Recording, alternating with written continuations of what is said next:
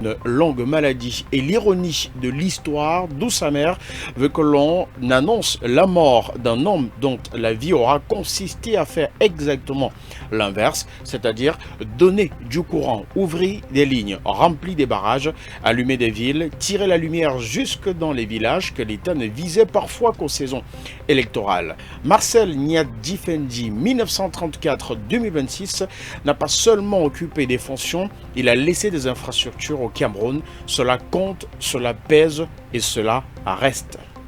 On l'a souvent vu comme une silhouette institutionnelle. Premier président du Sénat, deuxième personnalité de l'État pendant près de 13 ans. Visage calme d'une stabilité politique, mais avant le protocole, avant les sessions et les cérémonies, il y a l'essentiel, le technocrate de l'énergie, l'ingénieur qui, à la faveur des premières décennies post-indépendance, a contribué à bâtir les fondations du système électrique moderne dans un pays où l'électricité est plus qu'un service, une promesse de développement, un indicateur de dignité, une condition de l'industrie. Il fut, pour reprendre une expression devenue presque naturelle, l'homme qui a allumé le Cameroun.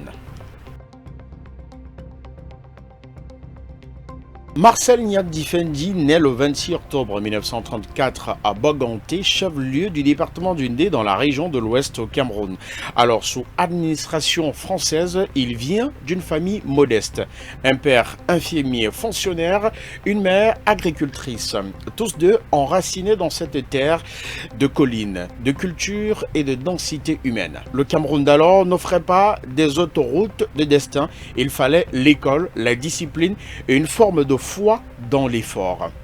Il fait donc ses études primaires et secondaires à Boganté jusqu'à l'âge de 13 ans avant de poursuivre au cours secondaire devenu collège classique et moderne mixte, puis au lycée général Leclerc de Yaoundé en 1954.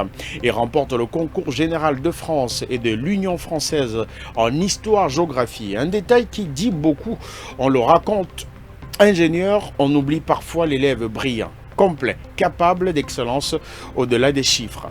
En 1955, il obtient son baccalauréat série mathématiques élémentaire.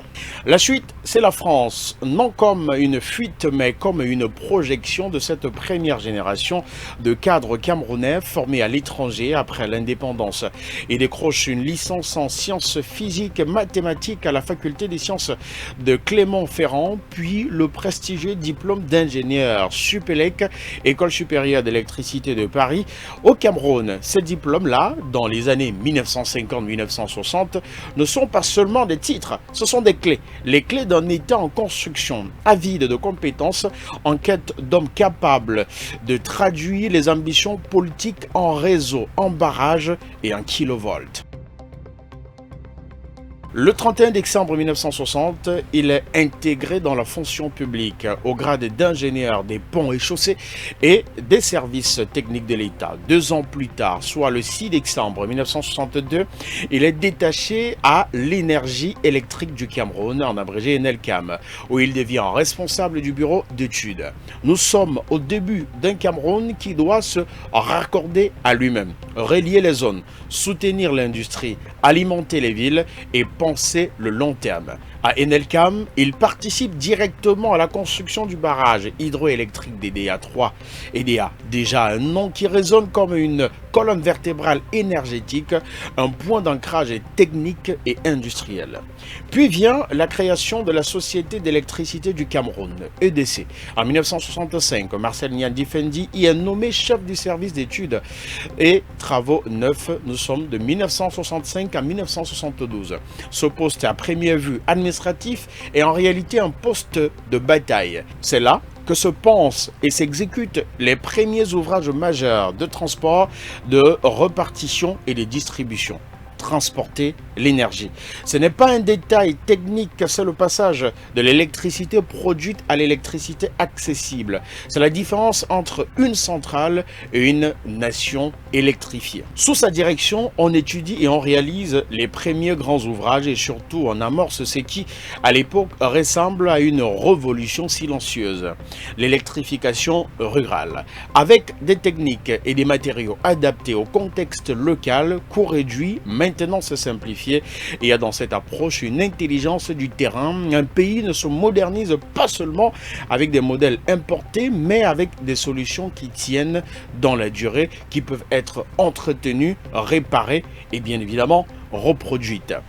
Le 1er janvier 1973, il devient directeur général adjoint de EDC après avoir été attaché au directeur général chargé des études et de la programmation. Et en 1974, sous les directives du président Amadou Ahidjo, se joue l'un des grands tournants institutionnels du secteur, la création de la SONEL, la Société nationale d'électricité du Cameroun, par fusion d'Enelcam, de l'EDC et de Powercam.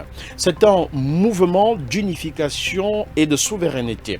Faire de l'électricité un outil stratégique national. Marcel Niadi Fendi y joue un rôle central et en devient directeur général. Une première fois de mai 1974 à avril 1984, puis de septembre 1989 à juillet 2001. Plus de 20 ans à la tête de l'entreprise. Rares sont dans notre histoire administrative les responsables ayant eu à la fois cette durée et cette continuité technique, mais Marcel Niadi Fendi, lui, il a fait. Ce long magistère se lie dans les réalisations concrètes qui ont structuré le Cameroun moderne. Il faut les nommer, non comme un inventaire, mais comme une carte du pays électrique. Il y a d'abord le renforcement de la centrale DDA et la construction de la centrale hydroélectrique de Sonloulou. Et surtout, dans ce dossier, une décision qui ressemble à une signature. Doubler le nombre de turbines. Décision stratégique visionnaire pensée pour anticiper la croissance de la demande et limiter les délestages futurs dans un pays où l'on reproche souvent aux dirigeants de ne pas prévoir. Ce geste mérite d'être entendu. Prévoir la demande, c'est prévoir l'urbanisation, les ménages, les usines, l'école qui s'éclaire le soir, l'hôpital qui fonctionne sans interruption. Et ensuite, les barrages réservoirs de Bamendjing et de Bakaou, maillons essentiels d'une logique hydroélectrique. Il y a les réseaux de transport très haute tension du Sud interconnectés qui dessinent l'armature du système. Il y a la centrale hydroélectrique de Lac d'Eau construite avec la coopération chinoise sur la base d'études d'avant-projet réalisées par la SONEL. Ici, on voit la SONEL non seulement comme exploitant, mais comme maison d'ingénierie nationale capable d'étudier, programmer, de structurer. Il y a les réseaux haute tension du Nord, Gaoundéré, Garoua, Maroua, trait d'union électrique d'une partie du pays longtemps tenue à distance des grands flux. Et il y a surtout ce chiffre qui dit le Cameroun profond. Plus de 2000 villes et villages électrifiés. 2000, cela signifie des nuits transformées, des écoles qui peuvent fonctionner autrement, des petits commerces qui se prolongent, des radios qui ne meurent plus au milieu d'un bulletin, des villages qui entrent dans une autre temporalité. L'électricité change la vie sans bruit.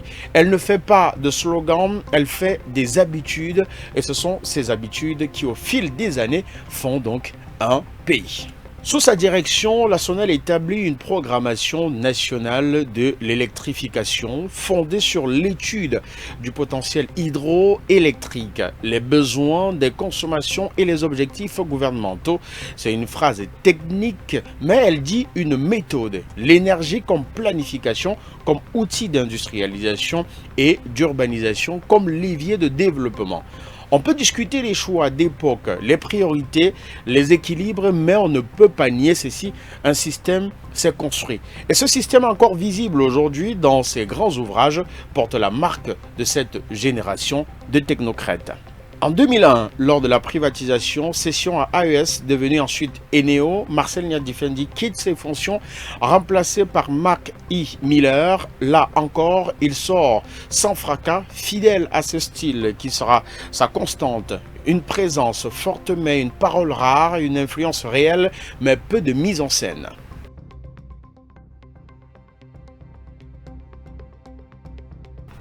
Il entre en politique dans les années 1990 sans cesser d'être un homme de dossier.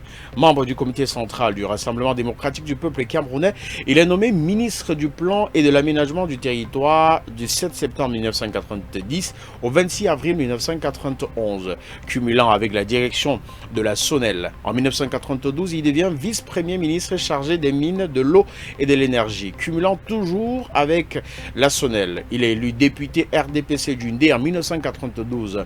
Mais le mandat est de courte durée. Il le quitte pour se consacrer sur ses fonctions exécutives. Plus tard, il revient à l'échelle locale comme maire de Banganté.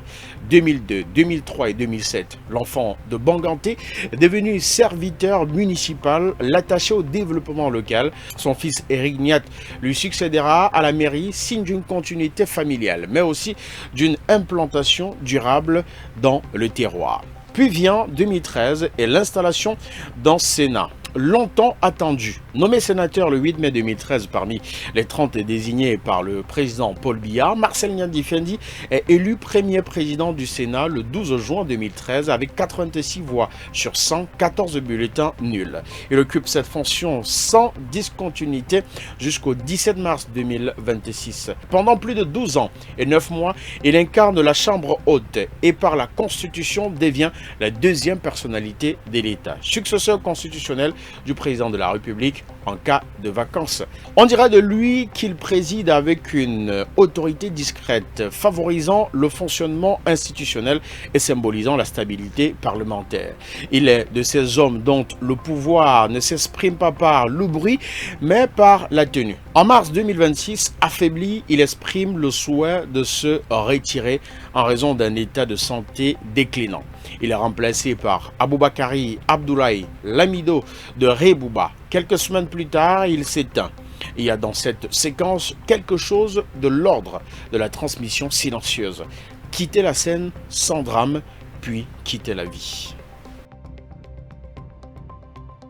Marcel Niadi Fendi était protestant. Il était marié à Marcy Tchapchet avec qui ils ont eu au moins 4 enfants. Il était aussi agriculteur, exploitant des terres dans sa région natale. Une manière de rester lié au sol, à la réalité, à ce que le Cameroun a de plus durable.